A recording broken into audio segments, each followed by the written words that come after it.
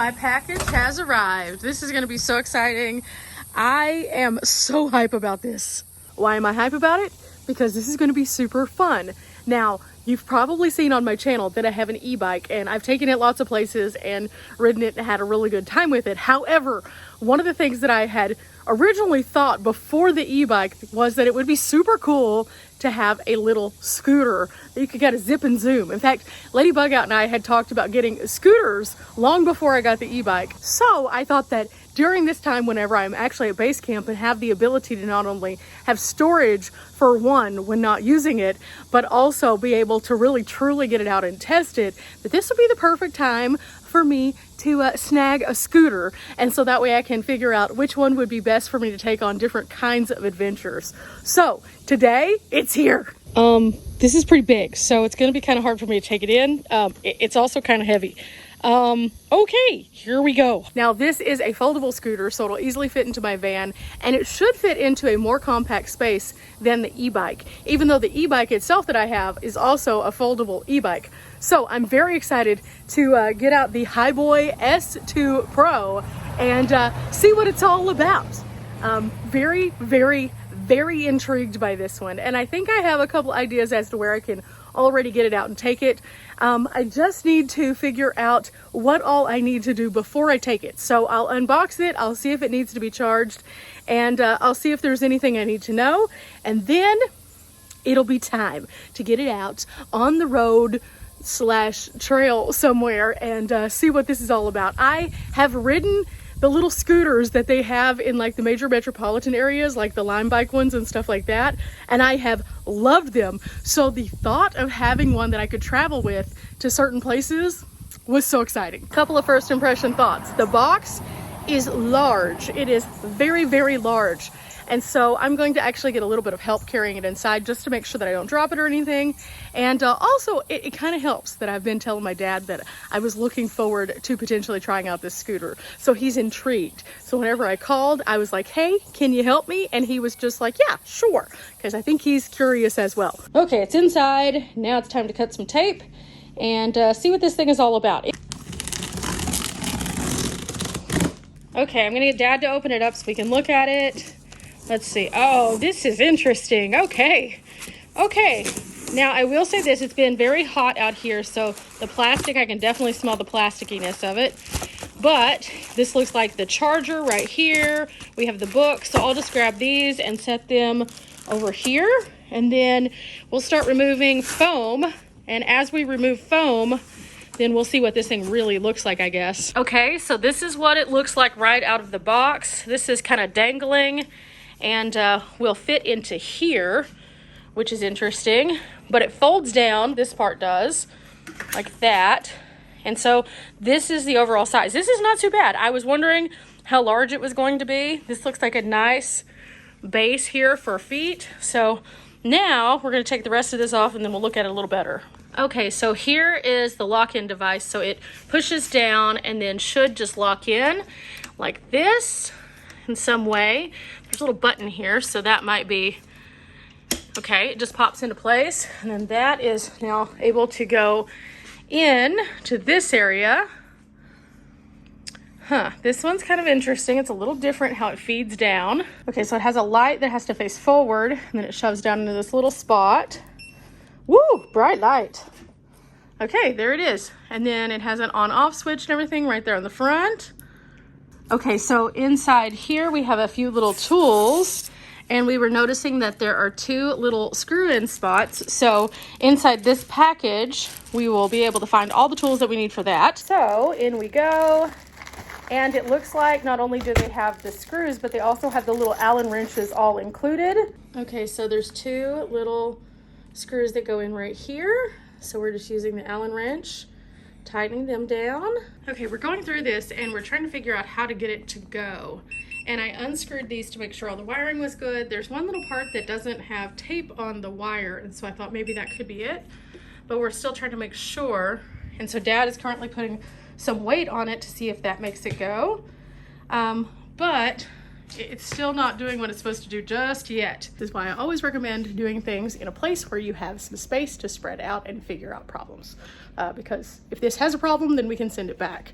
And if it doesn't have a problem, then it's done. And then we'll have a place to trash the box. But we're learning right now. Okay, we figured it out, and that was wild. The living room, luckily, is long enough where we could do a little test. I read through the rest of the instructions, and it said you need to kick off, then put your feet up on the deck as you accelerate. And I had taken the screws out because I was checking the wiring and everything to make sure it was good. And so the little bit of movement was very scary, but it works. Oh my goodness, it works. So now we're gonna put the screws back in, and then it's gonna be ready to be fully charged. And then after it's fully charged, then we'll be able to take it out and do some cool stuff. But I also wanna make sure that we have all of our safety devices. And it does recommend wearing a helmet with this. So I have a helmet that I wear with my bike, but yeah. Wow, this is gonna be fun, guys. This is gonna be super fun. Of course, I'm gonna show you some of the other features though with it before I take it out. But let me get this all put back together, and then we'll talk about those. Okay, we're gonna take it outside and do a little test in the yard. The yard is not the ideal conditions for doing a scooter because flat is better, but at the same time, this gives us an idea as to space. So Dad's telling me to get on it. I have on not the right shoes for this though. So you kick off and then you hit the accelerator. It's gonna take some getting used to, especially on the gravel. It's gonna be interesting. There he goes, there he goes. Okay, he's coming back this way now. So you kick off, and then after you kick off, you hit the acceleration. Oh, there he goes. So as you can see, it does work. So now let's go look at some of the features, and I'm gonna get this thing charged up all the way so we can take it on a nice trail that's designed for it. The gravel, it will work on. It's just a lot more bumpy, and it also like hinders you from going quite as fast. So yeah, not ideal conditions, but it does work. Okay, so Dad's plugging it in, and then it has a little box right here that it kind of goes through, and then there's a piece that comes out on this side that looks like this. And then on the handlebars, there's this little piece that you open up, and then it charges through there. So we just plug it in, and it's kind of tight, so it goes in there, and then it's going to start charging. I don't know if it shows on the display or not as it does it, but there is a little light here showing that it is charging. Okay, so while this is charging, let's talk about the actual features. It has a bell, which I think is really nice. It also has a couple of different levers here, and this one is actually the one that you push to accelerate. Now, the brake lights are actually back here, and it's a very bright red light. So whenever it is on, you can definitely see it glowing. Another couple things that I noticed is right here, there's a hole that you can actually pop out right there, and you can put a seat on this. So you could have a seated scooter or a standing scooter. Down here you can see the tires. These are actually never flats. So these are supposed to be solid tires that do not go flat, which I really like because especially under the weight of a person, that can be really harsh on a tire, but this is supposed to keep them going for quite some time and not be any kind of damage. Then we have the kickstand over here so it can stand up on its own like you see it right here in my kitchen. And then the deck itself is where you stand. And as you can see, I'm standing here and it is easily much larger than a couple of feet long. So it's going to be nice and comfortable for you to put your feet wherever. There is also a hook here, so you can have like a gear hook where you could attach a water bottle with a carabiner or your pack or whatever you have. And then Dad said this actually engages cruise.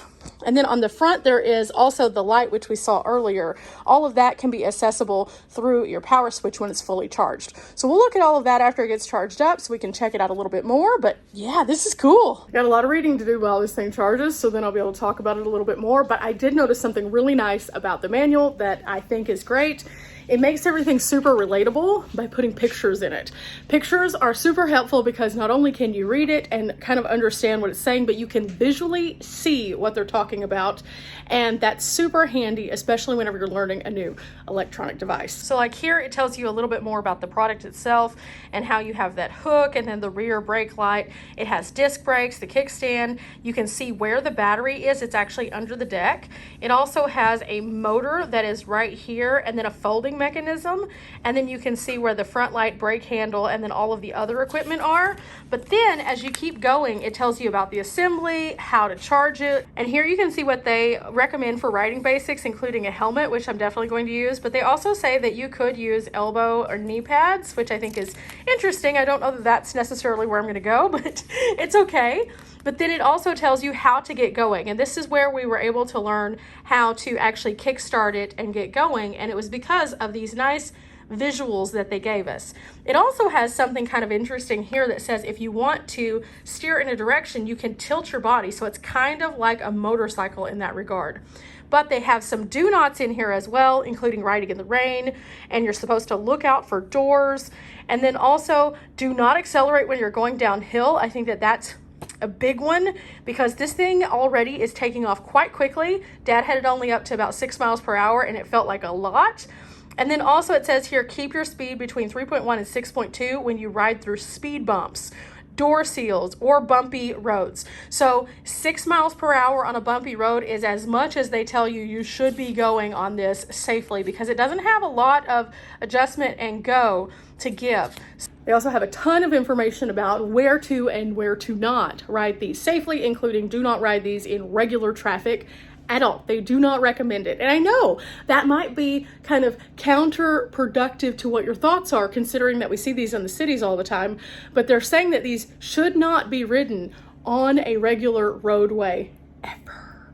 Like ever. Maybe to cross the road, if you're in a bike lane, maybe, but not on the regular road. Additionally, this is a one-person rider. You're not supposed to bring friends along. You're not supposed to turn it violently. And additionally, you might see here, this is water. It says you're not supposed to ride it in anything over 0.78 inches. You're also supposed to keep both your feet on the deck and stay clear of obstacles.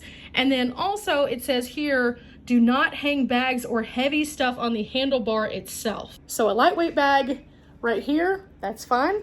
Not anything heavy. Nothing huge. Don't hang your big hiking pack on there. It's not good. It's going to impair you from being able to maneuver correctly. So all of those things are super handy, and now I'm just gonna wait until it's fully charged, which this thing came with over half of a battery, so it shouldn't take that long. Okay, it's still charging. It's only been going for about 30 minutes. This thing gets a little bit warm, so just kind of know that. Other than that though, this thing weighs 31.7 pounds, guys. Wow, no wonder I had a hard time, but it felt like it was a lot heavier than that just because of the box. The box is very bulky and weird, but the positive is after you get it outside of the box, it's much more easy to maneuver, and you can actually roll it to the place that you need, fold it down, then pick it up, and it feels way less. I have power stations that weigh more than this guy, which is crazy to me.